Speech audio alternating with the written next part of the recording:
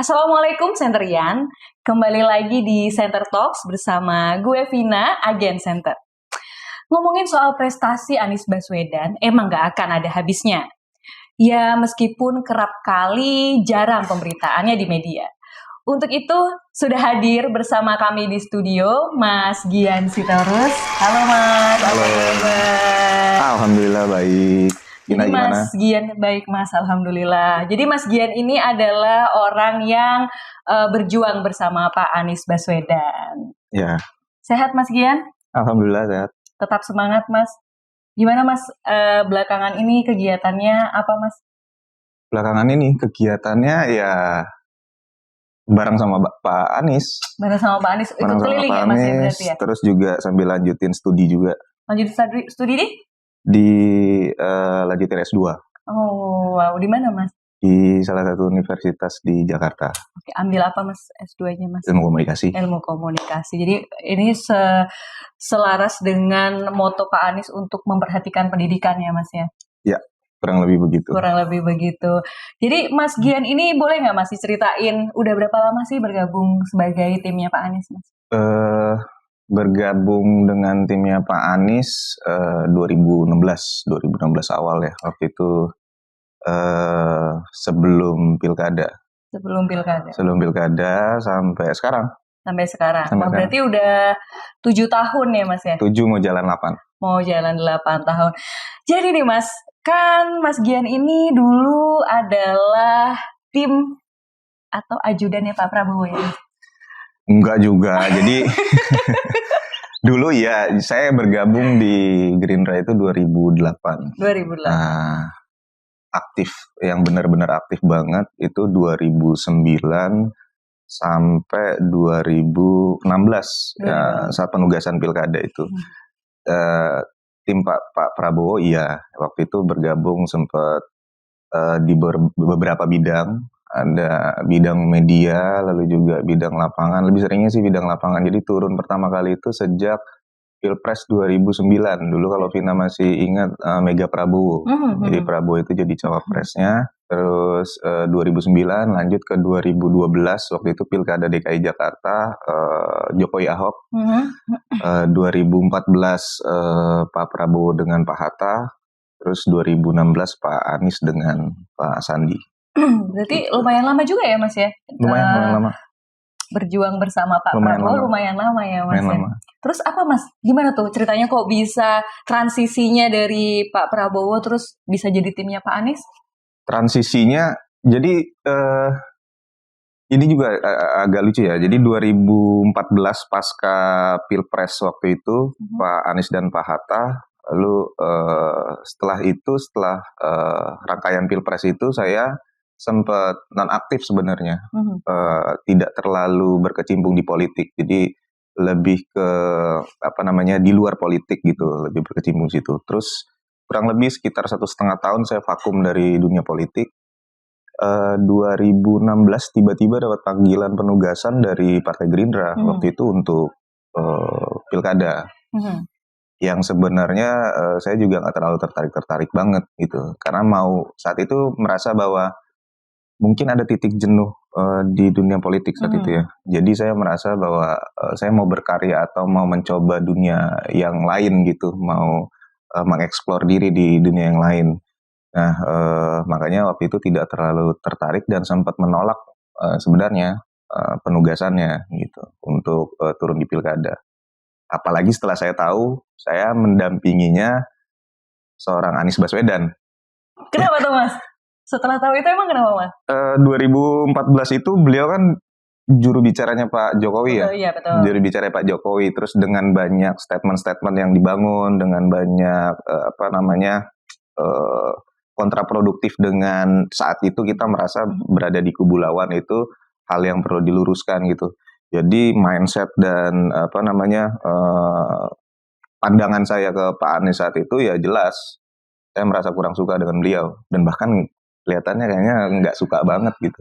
Jadi waktu pas memenuhi tugas itu tuh terpaksa? Pertama bisa dibilang terpaksa. Jadi awal pertama kali saya ditugaskan saya nggak mau, meskipun saat itu saya belum tahu namanya siapa. Lalu masuk usulan ada nama beliau, makin nggak mau saya makin nggak mau, dan waktu itu saya akhirnya memilih untuk, kalau boleh saya memilih untuk mendampingi Pak Sandi di lapangan ketimbang Pak Anies. Gitu. Tapi dari partai punya pertimbangan lain, saya tetap ditugaskan di Pak Anies. Kalau nggak salah saya sempat 3 kali nolak. Nah setelah 3 kali itu saya disampaikan bahwa kurang lebih begini, coba dulu, jalankan dulu. Memang saya bilang banyak anak muda di Gerindra, banyak anak muda, dan Gerindra punya tidar. Di tidar itu isinya anak muda semua, banyak yang punya pengalaman, banyak yang punya experience bagus. Kenapa harus saya? Bisa diberikan ke yang lain pilihannya gitu. Tapi mereka mungkin punya pertimbangan lain, pimpinan punya pertimbangan lain, yang punya pengalaman memang banyak, tapi yang sering turun kurang lebih sedikit, dan salah satunya kamu. Tolong bantu gitu. Kalau memang nggak suka dengan tokohnya, nggak masalah. Coba dulu 1-2 bulan. Kita nggak paksa kamu untuk suka sama tokohnya gitu. Kita tugasin kamu untuk tugas yang sudah jelas tugasnya, untuk mendampingi. Terus saya minta waktu 3 hari, ya sudah akhirnya saya ambil pilihan itu, saya terima, saya jalankan. Sebulan pertama itu tim saya yang saya suruh dekat sama Pak Anies. Yang saya suruh mendekat gitu, saya suruh benar-benar sapa Pak Anies, itu tim saya. Bukan saya selalu dari jauh. Jadi Mas Gian malah cenderung menghindar ya? Menghindar. Cenderung menghindar untuk berinteraksi dengan Pak Anies. Yang penting saat itu saya sudah jalankan tugas saya, terus mengkoordinasikan semuanya dengan baik gitu. Sisanya ya sudah, itu urusan anak buah saya, bukan anak buah ya, maksudnya tim saya gitu. Tim saya yang saya suruh untuk benar-benar melekat dengan beliau. Wah, ini menarik sekali loh Mas. Menariknya adalah Mas Gian ini berarti kan awalnya untuk ketika ditugaskan untuk ke Pak Anies kan berarti kan penuh dengan keterpaksaan. Iya betul. Sampai di titik minta tim yang lain untuk melekat. Betul. Berarti kan itu kan saking nggak sukanya, saking betul. kontranya ya, saking nggak sukanya. Iya, betul. Nah, terus apa kabar kok bisa detik ini malah mencloknya ke Pak Anies gitu Mas? Boleh diceritain nggak Mas, titik baliknya apa Mas? Titik baliknya, pertama dulu pepatah pernah bilang jangan benci-benci banget sama orang gitu. Nanti ketulah. Nah itu saya alamin. Iya saya alamin. Karena gini. Saat itu saya berseberangan dengan beliau 2014 dan saya menilai sendiri beberapa statement-statementnya. Nah yang kedua, buat saya pengalaman saya dari 2008 ya kurang lebih sampai 2016 saat itu, orang yang punya retorika bagus, yang punya gestur baik dan relatif cenderung santun gitu, udah pasti bentukannya cuma hanya cover aja gitu, pencitraan aja gitu, kamuflase. Kesehariannya nggak mungkin seperti itu yang saat itu jadi pandangan saya. Nah setelah masuk 1 bulan saya bertugas, lalu ada satu momen itu di mana pertama kalinya saya hadir di kediaman beliau pagi-pagi. Itu menjemput sebelum kita berangkat giat gitu, berkegiatan kampanye. Nah saat itu beliau sedang sarapan. Saat beliau sedang sarapan dan saya lihat wah ini waktu sudah mulai mepet gitu, sehingga mau nggak mau harus saya jemput gitu beliau dan ingatkan gitu. Karena saat itu tim saya sudah terlanjur saya pecah ke beberapa titik, sehingga hanya ada saya waktu itu dan 1 orang lagi. Saya memutuskan menginisiatifkan untuk ke dalam. Saat mau memanggil beliau sedang berinteraksi dengan mohon maaf ya, pembantu rumah tangganya gitu, yang membantu asisten rumah tangga. Nah di situ saya benar-benar berubah 180 derajat karena saya perhatikan di sekitar tidak ada orang, lalu juga tidak ada kamera. Tidak ada siapapun saat itu, tapi pola komunikasi, gestur komunikasi yang dibangun sama beliau dengan asisten rumah tangganya itu sama persis dengan gestur dan komunikasi yang dia bangun selama berkomunikasi dengan publik, dengan media, dengan siapapun gitu. Jadi di situ yang saya lihat, ini jangan-jangan saya yang salah nih.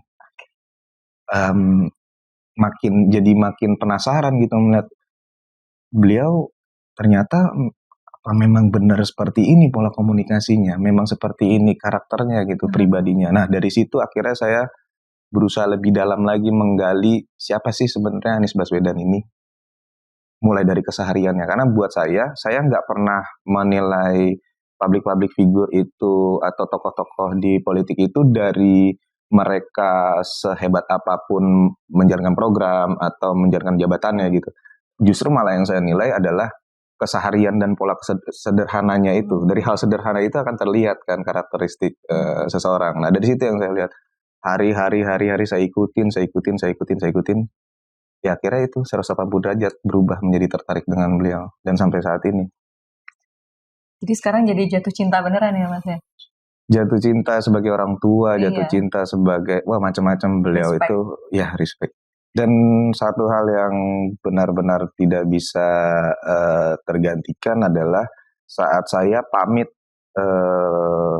di selesai tugas saya waktu kampanye. Jadi Gerindra itu menugaskan saya sampai batas akhir kampanye. Setelah putaran kedua dinyatakan menang, lalu saya pamit ke beliau. Saya ingat banget itu saya pamit di pendopo, pendoponya beliau di joglonya. Terus saya bilang, Pak, saya mohon maaf atas nama tim, atas segala kekurangan. Dan kami mengucapkan selamat atas kemenangannya, semoga amanah, semoga semua yang diperjuangkan benar-benar bisa terimplementasikan dengan baik. Gitu. Nah, hari ini tugas terakhir saya dan tim, saya mohon pamit, mudah-mudahan perjuangan ini akan terus mempertemukan kita. Saya bilang, saya nggak dikasih izin sama beliau. Oke, ditahan? Ditahan. Nggak bisa. Pokoknya Gian pulang hanya untuk istirahat. Besok pagi-pagi sekali kembali lagi ke sini. Saya tidak terima pamit untuk tidak bertemu, tapi saya terima pamit untuk istirahat. Beliau bilang itu. Nah, saya sampaikan ke beliau, saya diatur aturan Mbak yang menugaskan saya, sehingga saya harus mengkonfirmasi dulu dan mengurus. No worries, semuanya akan, kalau perlu saya akan bantu untuk komunikasikan dengan partai. Dan itu semakin menunjukkan kapasitas beliau yang memang benar-benar menjaga punya integritas kepercayaan dengan sekitarnya gitu loh, yang benar-benar membimbing, yang benar-benar tidak pernah meninggalkan siapapun. Nah itu terasa, tanpa beliau harus tunjukkan itu terasa. Jadi Mas, waktu Bapak menahan untuk nggak lepas, maksudnya nggak lepas dari timnya Bapak, itu berarti dari keinginannya Bapak atau emang Mas Gian pengen sebenarnya ada keinginan untuk stay with him? Kalau boleh jujur, iya. Karena kurang lebih 1 tahun kampanye itu banyak suka dan dukanya ya. Jadi saya juga nggak ngerti, tidak bisa dijelaskan juga dengan kalau ditanya, Vina tanya Mas Gian tentang Pak Anies, apa yang benar-benar membuat Mas Gian jadi stay gitu. Saya juga kalau mau dicari alasan mungkin ada 1000 alasan gitu. Gitu ya Mas, nggak bisa menjelaskan juga nggak bisa menjelaskan juga karena mungkin yang bisa saya deskripsikan gini, dari awalnya saya benci beliau, dari awalnya saya tidak suka dengan beliau, sampai akhirnya saya bisa membaca gestur matanya. Oke. Ketika beliau membutuhkan apa gitu tanpa harus berucap, dari jauh saya hanya melihat matanya, saya tahu yang dibutuhkan beliau itu. Dan itu belum pernah terjadi seumur hidup saya, mulai dari 2008 sampai sekarang saya terjun di politik, bertemu dengan banyak tokoh.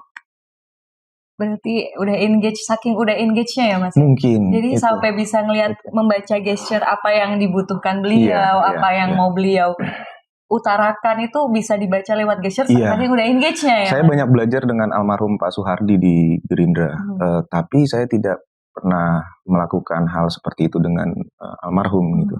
Dan memang termasuk Pak Prabowo pun, termasuk juga petinggi-petinggi di Gerindra, Pak Ahmad Muzani. Di Pak Anies ya itu terjadi gitu. Bahkan saya lebih dulu kenal Pak Sandi ketimbang saya kenal Pak Anies. Tapi itu tidak terjadi, hanya di beliau itu terjadi. Tak kenal maka tak sayang. Tak kenal maka tak sayang. Dan kalau ditanya Vina, ada keinginan Mas Gian? Ada keinginan. Dan dilalahnya Bapak menyampaikan itu, dan itu menurut saya hal yang gak akan pernah saya lupakan. Jadi sebenarnya ada keinginan tapi tidak ada keberanian untuk menyampaikan mungkin ya Mas ya. Bukan keberanian untuk menyampaikan, lebih ke menjaga profesionalitas dalam bertugas saat betul. itu kan. Karena udah itu tugasnya diselesaikan, dicukupkan sekian ya udah karena udah habis masa tengganya. Betul. Kemudian Mas tadi nih kan Mas Gian kan tadi awalnya bilang bahkan waktu pas pertama interaksi minta timnya untuk yang melekat sama Bapak. Yeah. Waktu first impression ketemu Pak Anies, apa yang dikatakan Pak Anies waktu perkenalan pertama, di momen pertama bertemu? Dengan tim atau dengan saya? Dengan Mas Gian. Dengan saya. Pertama kali interaksi itu, ini pertama kali interaksi ya. Pertama kali interaksi jadi ada satu momen waktu itu kejadian, biasanya kalau kampanye itu ada iring-iringan ya. Iring-iringan, ada patwal yang melekat gitu, tim kepolisian. Saat itu kebetulan ada satu insiden yang tim patwalnya tidak bisa mendampingi Bapak. Jadi Pak Anies rangkaiannya hanya jalan sendiri dan saya di tim Gerindra, Soskam saat itu namanya, menginisiatifkan untuk mengisi di depan untuk membuka jalan. Setelah membuka jalan, kami selesai waktu itu malam di kediaman Pak Anies. Di situ tim disuruh turun semua ke rumah, ke dalam rumah. Begitu di dalam, itu pertama kali interaksi. Begitu di dalam rumah, ya saya kaget. Beliau langsung sapa saya, Mas Gian terima kasih banyak ya. Padahal saya tidak pernah memperkenalkan diri saat itu. Tapi Bapak berarti udah tahu namanya Mas? Udah tahu, iya. Mas Gian terima kasih ya. Sudah membantu sangat berdampak untuk tim dan saya sendiri ucapkan apresiasi gitu. Terus diajak foto bareng. Setelah saya foto bareng, terus dia sampaikan lagi, tim ini ada liburnya ya. Terus saya bilang ada Pak. Oh, kalau saya boleh minta, justru saya maunya jangan ada liburnya. Kenapa? Tanya nggak Mas alasannya apa? Kenapa Bapak nanya? Terus saya bilang, saya butuh istirahat. Tim juga butuh istirahat Pak. Iya, memang tim butuh istirahat, tapi saya juga membutuhkan tim untuk bisa standby terus karena buat dia itu berdampak gitu loh. Jadi posesifnya mungkin udah keluar kali ya, gitu. Aku juga nggak bisa interpretasikan itu. Tapi itu buat tim saya jadi satu spirit yang bagus gitu untuk tetap konsisten dalam setiap bertugas. Nah, pertemuan kedua justru lebih lucu lagi karena pertemuan kedua itu interaksi kedua. Interaksi kedua itu justru saya langsung disuruh satu mobil dengan beliau. Yang tadinya saya sudah standby di mobil belakang, tiba-tiba mobil rangkaian tidak jalan, masih nunggu beberapa menit, terus dari HT muncul suara, saya dipanggil oleh tim, disuruh maju ke depan, mendekati mobil Bapak, sampai dekat mobil Bapak, baru dipanggil masuk dalam mobil. Nah, disitulah itu pertama kali interaksi yang cukup intens dengan Pak Anies. Jadi Mas, karena udah sama-sama bertahun-tahun nih Mas di Pak Prabowo maupun dengan Pak Anies kan udah sama-sama bertahun-tahun nih Mas. Boleh nggak sih Mas diceritain kalau mau compare, Mas Gian lebih nyaman kerja di mana Mas? Lebih nyaman berjuang bersama Pak Prabowo atau berjuang bersama Pak Anies? Ini sulit ya pertanyaannya, karena meng-compare ya. Kalau ditanya meng-compare, buat saya sebenarnya masing-masing punya plus minus sebagai manusia. Kalau ditanya tentang perjuangan, begini, saya lahir untuk bisa melek dan mengerti politik itu dari Pak Prabowo. Dan saya dikembangkan untuk lebih luas dan diberikan akses oleh Pak Anies. Dan akhirnya saya memilih untuk berjuang dengan Pak Anies karena memang yang saya hadapi bukan tanpa pilihan memang. Saat itu saya punya pilihan harus memilih Pak Anies atau kembali ke Pak Prabowo, dan saya saat itu mengkomitmenkan untuk memilih ke Pak Anies dengan satu catatan dan dasar yang selalu saya jaga sampai hari ini. Kalau saya mau mengincar untuk ruang belajar, saya akan mengincar bersama dengan Pak Anies. Karena dengan Pak Anies banyak hal yang bisa saya gali lebih dalam, banyak hal yang bisa saya pelajari lebih luas, banyak hal yang bisa saya lakukan untuk banyak orang. Gitu. bukan berarti di Pak Prabowo tidak ya, di Pak Prabowo juga sama. Tapi saat itu saya melihat bahwa sudah terlalu banyak yang berjuang bersama, sudah terlalu banyak yang berjalan bersama dengan Pak Prabowo, dan berkurang satu power, apalagi selevel pion gitu. Selevel pion itu tidak akan jadi masalah untuk beliau gitu dengan arah perjuangannya. Nah, satu yang paling mendasari kalau Vina tanya tentang compare-nya adalah sudut pandang dan arah perjuangan yang dijalankan oleh Pak Anies selama rekam jejaknya dan selama personality yang saya kenal gitu. Satu yang buat saya kagum adalah konsistensinya. Konsistensi. Kalau kita lihat grafiknya gitu ya, seseorang kadang kalau menjalankan konsistensi masih ada naik turun gitu sedikit gitu, gelombang naik turun. Tapi relativitas yang saya lihat di Pak Anies itu tidak pernah ada naik turun grafiknya, bahkan stagnan. Saat dia berucap, saat dia berjanji kepada siapapun, dimanapun, dengan pihak manapun, itu tidak pernah berkurang gitu. Nah itu yang buat saya, saya yakin saya tentukan pilihan dengan beliau. Karena komitmennya ya? Karena komitmennya dan ekosistem yang dibangun gitu. Nah, sedikit terdengar subjektif kalau saya menyatakan antara pilihan itu. Jadi saya lebih meyakinkan diri untuk benar-benar berada di arah perjuangan bersama dengan Pak Anies atas dasar tadi. Oke. Jadi Mas, balik lagi ke Mas Gian kan di tim Pak Anies waktu itu setelah pilkada lanjut ketika Bapak menjabat sebagai gubernur.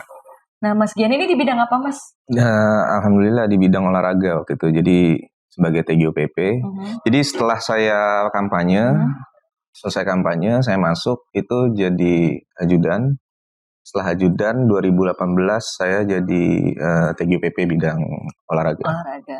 Terus Mas, kebijakan Pak Anies untuk kepemudaan dan olahraga, apa aja Mas kebijakannya yang menurut Mas Gian adalah sebuah gebrakan gitu Mas? Gebrakan banyak ya, banyak sebenarnya. Boleh Mas di-share ke kita Mas? Karena biar Centurion pada tahu nih prestasinya Bapak tuh juga care sama anak-anak muda, boleh. Meskipun kan Bapak kan ya sebenarnya nggak suka lari-lari gitu kan Mas, bukan yang tiap hari rutin segala macam kan, bukan gitu. Bapak tuh suka lari. Oh, suka lari Bapak? Suka lari. Yang Bapak nggak suka adalah lari dari kenyataan. Oke. Lari dari janji ya, Lari dari janji. Bapak suka lari, suka olahraga gitu, suka olahraga gitu, olahraga ringan, jogging itu Bapak suka. Tapi yang sulit dilakukan ya karena beliau banyak kesibukan.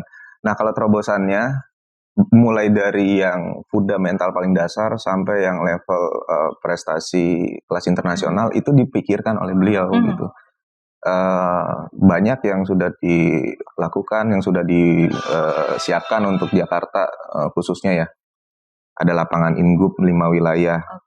Lapangan Inggup 5 wilayah itu adalah dulu awalnya pada saat 2018 dimasukkan sebagai salah satu rencana program pemerintah DKI Jakarta. Targetnya adalah 46 lapangan sintetis tersebar di seluruh wilayah DKI Jakarta. Tapi karena COVID, maka anggarannya harus ditanggalkan dan difokuskan untuk COVID. Maka kita harus mengalah, jadi hanya kita bangun 5 lapangan di masing-masing wilayahnya. Nah, 5 lapangan di masing-masing wilayah itu untuk benchmark.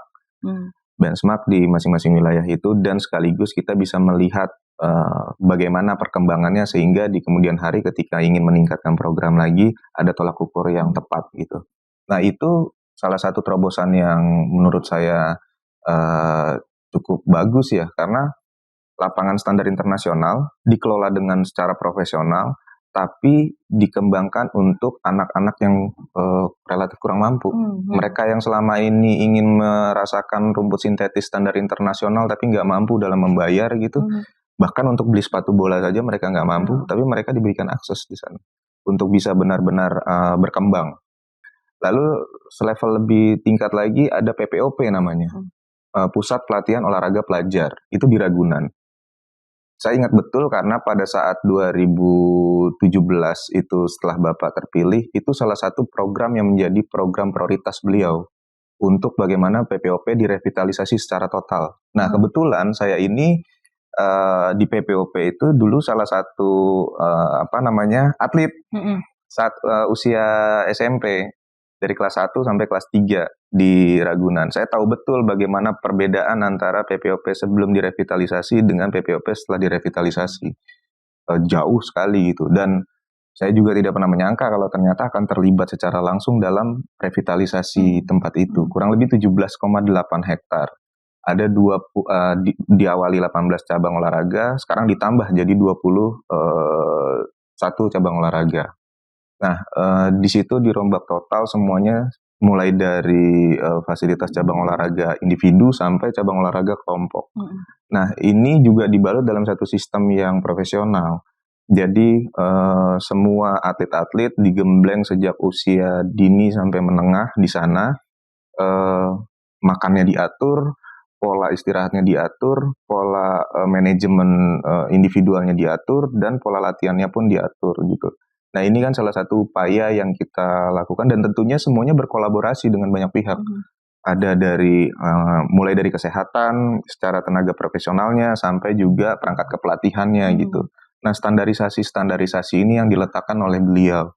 Karena ketika kita berbicara tentang kualitas, maka harus ada standarisasi kan. Nah, tingkat lagi lebih atas untuk kualitas internasional ada JIS. Gitu, yang memang benar-benar bidang prestasi gitu. Itu jadi salah satu ikon kita, jadi salah satu kebanggaan kita di Jakarta. Saat itu banyak orang yang pesimis. Dan saya salah satu punya andil pada saat justru bukan JIS-nya setengah jadi. Justru saat JIS-nya belum ada sama sekali. Saat itu masih banyak dihuni, lokasi itu banyak dihuni bangunan-bangunan liar. Dan saat kita turun, saat kita mau menertibkan, itu tidak pernah berhasil. Berapa kali Pemprov turun, bahkan gabungan dengan aparat itu tidak pernah berhasil pendekatannya dengan masyarakat. Lalu saya ingat betul arahan Pak Anies adalah mendekati masyarakat, berbicara dengan masyarakat, gunakan telinga terlebih dahulu, dengarkan mereka apa yang mereka ingin sampaikan. Karena seringkali antara keinginan yang mereka butuhkan dengan harapan dan ekspektasi kita tidak pernah nyambung. Jadi dengarkan dulu apa yang mereka butuhkan sehingga kita bisa bantu. Jangan dulu datang dengan jubah. Akhirnya saya menginisiatifkan teman-teman yang lain dengan ASN waktu itu. Kita datang dengan pakaian bebas. Jangan ada yang pakai pakaian dinas atau ada yang pakai jubah. Saya bertemu sana. Itu pertemuan yang keempat kali. Saya datang sana keempat kali. Sebelumnya 1 sampai ke 3 kali itu saya selalu disambut dengan banyak senjata tajam.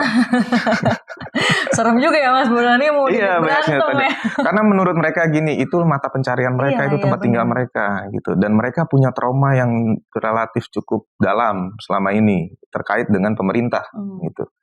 Mengenai keberpihakan. Nah, ini kan konteksnya keberpihakan itu. Akhirnya saya datang, kalimat pertama yang saya sampaikan bahwa kami datang menanggalkan jubah, menyamakan sikap dengan Bapak Ibu sekalian untuk mendengar Bapak Ibu sekalian. Saya minta waktunya 15 menit untuk kita ngopi bareng. Silakan Bapak Ibu keluarkan semua unek-uneknya, saya akan siap di sini duduk mendengarkan dan mencatat semua keluhan tanpa harus berargumen. Alhamdulillah semuanya berhasil, berjalan dan disepakati, ada notulennya dan itu ditetapkan sebagai satu aturan sehingga akhirnya ditindaklanjuti, implementasinya terbangun. Alhamdulillah. Nah, pola-pola itu yang dilakukan oleh Bapak. Berarti itu luar biasa banget ya Mas perjuangannya, dari yang datang berkali-kali tidak disambut dengan hangat, bukan disambut dengan ancaman ya Mas. Betul. Ya. Merasa terancam juga kan ya Masnya. Tapi akhirnya bisa menerapkan apa yang selama ini Bapak ajarkan dan berhasil. Berhasil dan mereka justru mereka sendiri yang menghancurkan bangunan-bangunannya, bukan kita loh. Mereka sendiri ya, mereka sendiri yang menertibkan. Sampai saya terima, mungkin masih ada WhatsApp-nya. Pagi-pagi jam 5 saya di WA, Bang, minta izin, saya minta waktu 3 hari ya. Kalau boleh mundur sedikit, saya lagi bongkarin sendiri, dikirimin fotonya, videonya, kami lagi gotong royong, Bang. Nah, itu yang buat saya, oh, bisa kok. Bukan yang nggak bisa, bisa. ketika kita menegosiasikan, membargainingkan sesuatu dengan masyarakat, maka pasti ketemunya barrier. Tapi ketika kita bertemu dengan masyarakat menjadi satu gitu, ya ketemunya adalah tadi kesepakatan itu. Toh juga sama-sama penduduk DKI Jakarta sama-sama sayang dengan gubernurnya. Nah itu yang terpikirkan dan terus dijalankan. Itu. Dan bukan hanya ini ya, bukan hanya hard ininya, hardware-nya saja, bangunan-bangunan ya, tapi software-nya juga dipikirkan dengan baik oleh Pak Anies. Tadi software-nya harus berdasarkan sport science. Jadi semuanya terkalkulasi dengan baik, terprogram dan jenjangnya juga jelas. Kalau untuk cabang olahraga lain Mas, tadi kan yang dijelasin sama Mas Gian kan mostly kan emang untuk sepak bola. Sepak bola. Cabang olahraga lain tadi ada di PPOP itu semua jenis cabang olahraga. Lalu juga ada skatepark, bahkan olahraga ekstrim yang ada di Indonesia gitu ya, di dunia itu juga diterapkan di Jakarta gitu. Ada skatepark, ada BMX juga tracknya. Jadi kesetaraan itu benar-benar menjadi gagasan di dalam seluruh kerangka program Pak Anies dalam pembangunan gitu. Bukan hanya pada satu atau dua aspek saja, tapi di olahraga pun juga gitu. Bahkan ruang ketiga pun itu juga tetap dibikin konsepnya di olahraga. Sehingga bukan hanya olahraga prestasi, tapi juga ada olahraga edukasi dan ada olahraga rekreasi. Ketiganya itu jadi satu paket. Bagaimana orang berprestasi dengan menyenangkan dan teredukasi. Sebaliknya juga bagaimana orang fun, tapi juga tetap memiliki prestasi dan edukasinya tentu. Kemudian Mas, kalau soal bonus atlet itu Mas? Ya kan itu juga. Ada juga, itu gimana itu Mas soal bonus atlet Mas? Bonus atlet ini juga lucu. Jadi Pak Anies itu waktu tanya tentang bagaimana bonus coba saya mau lihat pergub lalunya yang mengatur tentang bonus dan tunjangan atlet. Nah di dalam saat beliau melihat, beliau bilang, saya tolong koreksi saya kalau ini subjektif gitu. Tapi saya kalau boleh usulkan, ini sudah tidak make sense dengan budgeting segitu. Tolong studi banding, lalu dikalkulasi dengan data yang lengkap, yang detail, dan ukur dengan peningkatan yang sesuai. Gitu. Nah, setelah diukur, setelah disiapkan, kita laporkan. Ternyata yang kita siapkan dan kita ukur justru budgetingnya lebih tinggi daripada budgeting yang diberikan oleh Kemenpora. Bahkan standarnya kita waktu itu lebih di atasnya Kemenpora ya Mas? Nah, tapi karena aturan secara administrasi itu saya kalau nggak salah itu secara aturan administrasi tidak dimungkinkan untuk bisa lebih tinggi daripada Kemenpora. Makanya kita sejar-jarkan sama akhirnya dengan Kemenpora. Itu kalau nggak salah Pergub tahun 2021 tentang tunjangan atlet, dan bahkan awalnya yang hanya pada sampai atlet pelapis 1 saja, itu juga kita turunkan juga sekarang atlet pelapis 2, terus asisten pelatih, dan seluruh perangkat ekosistem keolahragaan itu.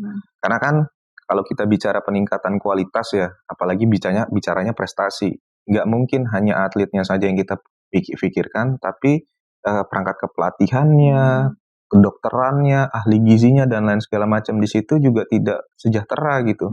Ya ini akan jadi ayam dan telur, mana lebih dulu yang akan diprioritaskan jadinya. Berarti untuk kepedulian Pak Anies terhadap olahraga tidak diragukan kalau nggak perlu diragukan ya Mas? Nggak perlu diragukan. Menurut Mas Gian? Iya, yang sama dengan hal yang lain juga mungkin orang banyak yang tidak tahu karena memang tidak terpublikasi mungkin. Tidak banyak terekspos. Tidak banyak terekspos gitu. Tapi kalau bicara tentang implementasi, banyak pelaku-pelaku yang ya Vina bisa jumpai sendiri dan bisa tanyakan sendiri bahwa mereka amat sangat terbantu dan terasa sekali gitu. Nah itu yang jadi satu harapan besar. Bahkan saya sendiri sampai dari 2019 saya menjabat kebetulan sebagai ketua Gulat DKI Jakarta.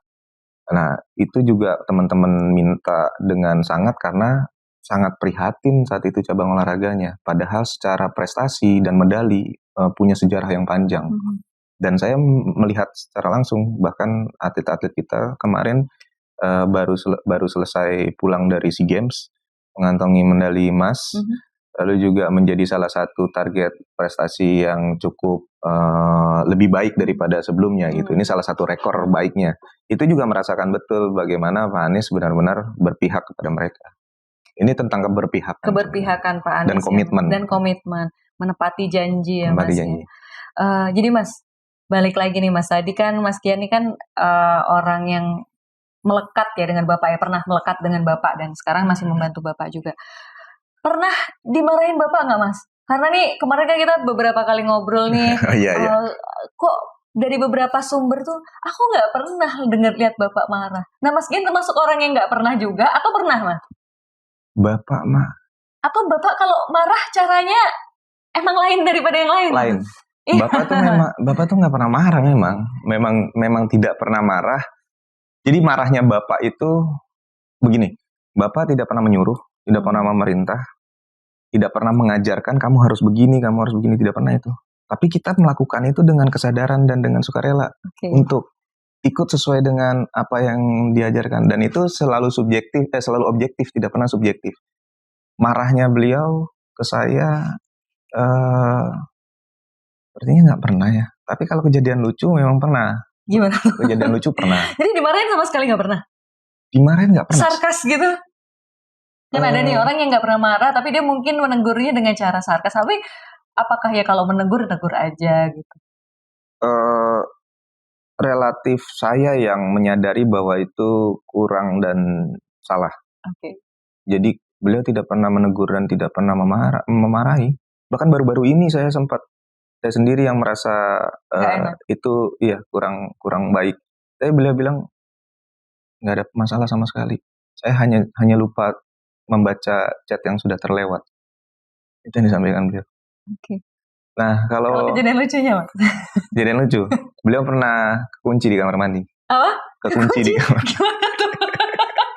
Wah, selalu menarik nih Mas cerita lucu Mas. Beliau pernah terkunci di kamar mandi. Oh, dan satu yang Vina, mungkin teman-teman juga perlu tahu ini. Pak Anies itu selera humornya cukup bagus dan bukan orang yang sebegitu menegangkan ya dan sebegitu serius. Selama ini kan image-nya Pak Anies kan serius, Bapak kan elegan. Enggak.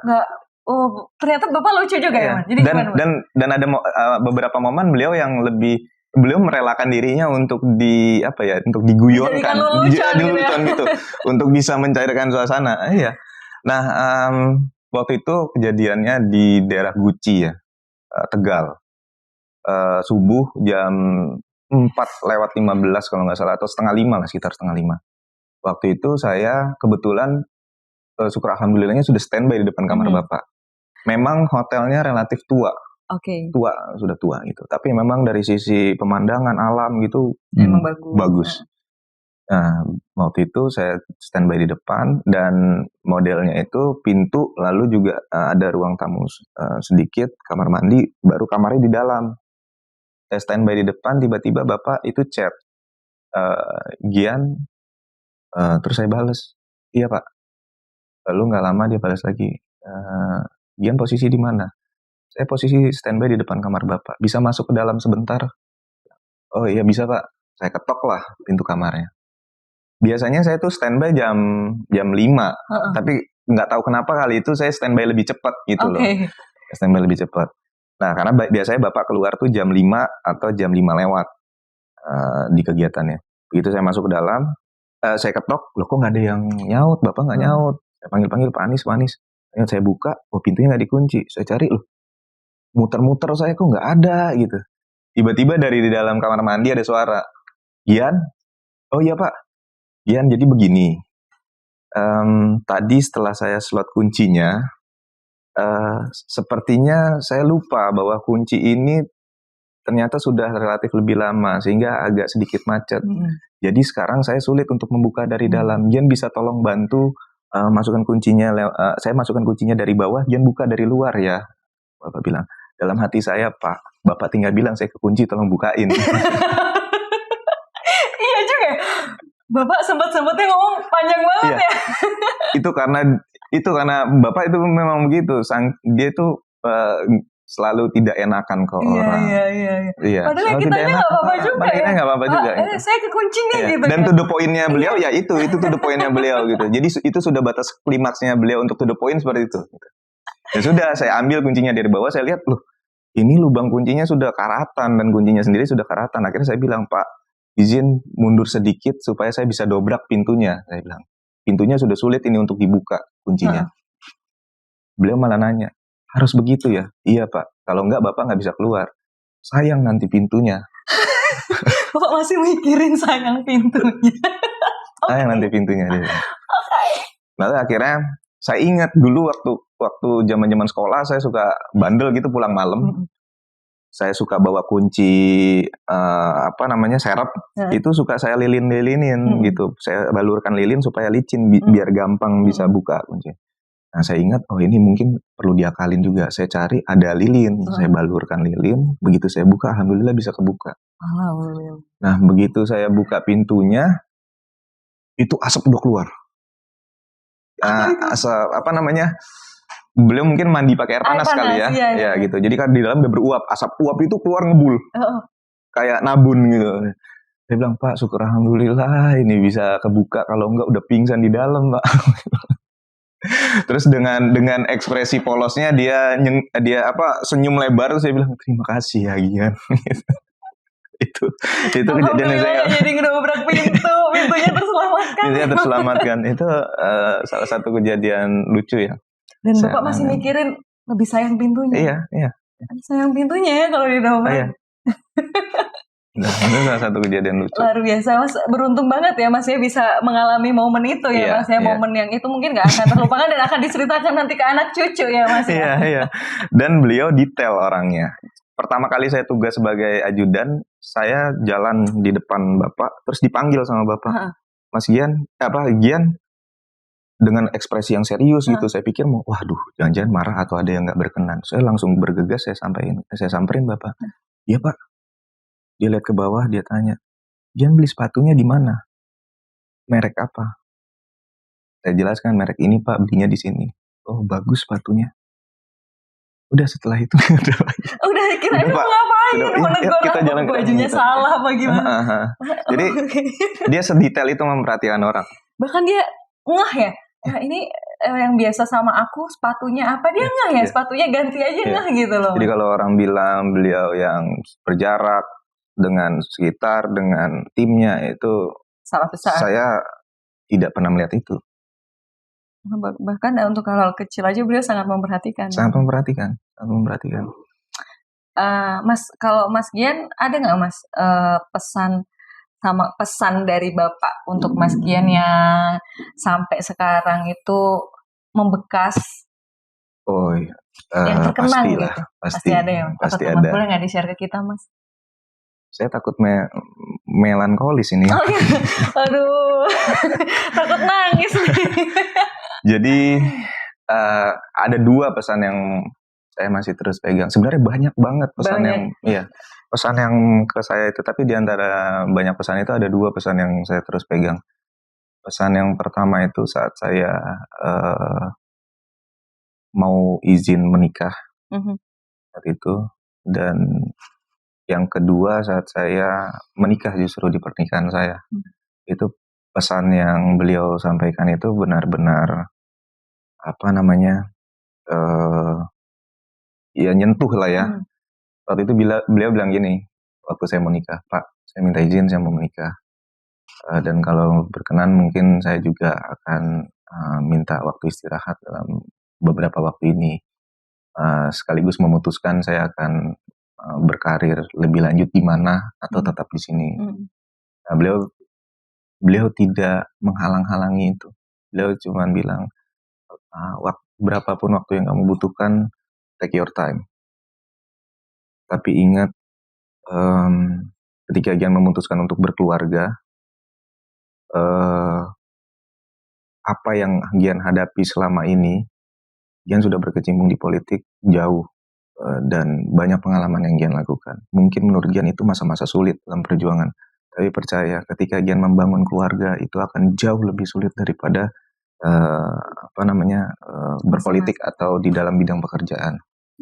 Karena ketika kamu memutuskan untuk berkeluarga, maka ada komitmen dan tanggung jawab kamu bukan hanya kepada orang yang kamu bawa, tapi kepada pencipta. Jadi jalankan itu sebagai amanah. Don't expect too much. Jangan pernah berekspektasi kepada siapapun, sekalipun itu pasanganmu. Lalu saya bilang, iya Pak, insya Allah saya akan jaga amanah itu terus. Beliau bilang, saya tidak pernah membanding-bandingkan dengan siapapun. Yang jelas kamu harus menjaga energi, save energi, fokus. Apa yang mau kamu jalankan itu semua menjadi pilihan dan risikomu. Tapi selama itu berjalan di dalam dasar keimanan, maka itu akan menjadi dampak yang baik, bukan cuma buat kamu tapi buat sekitar. Begitu saya nikah, sebenarnya yang membuat saya lemah itu bukan Pak Anies ya. Yang membuat saya lemah itu adalah justru sosok Bu Aliyah. Ibu dari Pak Anies, ibu dari beliau. Saya relatif sejak kecil itu memang tidak begitu merasakan banyak kasih sayang. Karena orang tua saya sendiri itu banyak bertugas di luar. Dan saya sudah ditinggal oleh nenek saya itu jauh gitu loh. Jadi tidak pernah merasakan sentuhan nenek secara lengkap. Begitu kenal Bu Aliyah, saya sharing, saya sering komunikasi juga, sering tanya apa yang harus saya lakukan gitu sebagai anak muda yang relatif banyak belajar. Dan beliau banyak memberikan itu. Nah, ketika di pernikahan Bapak bilang, dan saya nggak bisa menahan air mata saya saat itu. Karena waktu itu Bapak bilang, Gian, Ibu Aliyah dengan usianya yang amat sangat lanjut sekarang dengan kondisi COVID seperti ini, ingin sekali hadir.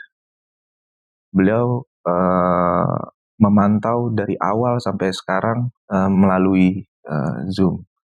Beliau senang sekali melihat Gian akhirnya sekarang bisa nikah dengan Sila. Wah, itu buat saya hanya kata sederhana, tapi menurut saya itu dalam. Karena ketika pemimpin punya lengkap dengan kebahagiaan utuh secara keluarga, itu akan berdampak ke semua orang gitu. Bukan cuma saya yang paling dekat, tapi juga banyak pihak yang lain. Dan saya percaya bahwa orang pasti akan merasakan itu kok, tanpa harus kita jelaskan. Itu yang dalam. Ada yang lebih dalam, tapi menurut saya itu udah cukup dalam karena saya khawatir nanti tidak bisa terbendung ya kata saya. Karena kita malah jadi nangis-nangis bareng ya Mas ya. Sangat menginspirasi Mas cerita-ceritanya Mas Gian. Makasih banget ya Mas ya. Udah berbagi cerita dari yang serius, cerita yang lucu, sampai cerita yang mengharukan. Lengkap banget nih Mas ceritanya Mas. Ya kalau bicara Pak Anies Baswedan memang paket lengkap. Paket lengkap. Itu yang kita butuhkan di 2024 mendatang ya Mas ya. Wah, seru banget ya Senterian, cerita bareng Mas Gian Sitorus di balik layar bersama Anies Baswedan. Ternyata banyak pengalaman lucu dan unik tentang Pak Anies. Nah, temukan cerita lainnya dengan subscribe Center Indonesia. Terima kasih Mas Gian, terima kasih atas waktunya. Semangat, takdirnya berjuang Mas. Takdirnya berjuang. Wassalamualaikum warahmatullahi wabarakatuh.